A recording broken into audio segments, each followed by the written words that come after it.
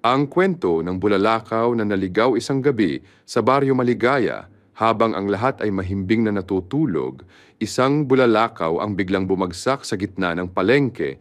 Nagising ang buong baryo sa malakas na tunog at takbuhan ang mga tao papunta sa pinagmula ng liwanag.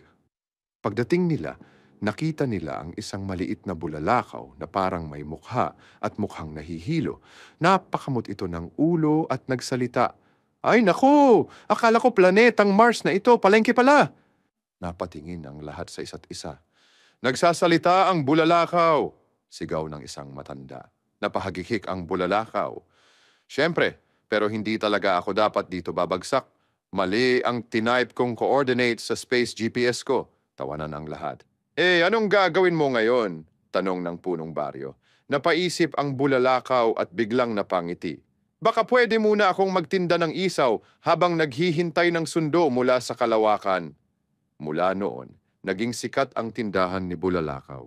Hindi lang dahil sa masarap niyang isaw, kundi dahil sa tuwing siya'y naliligaw, may bagong nakakatawang kwento siyang dala.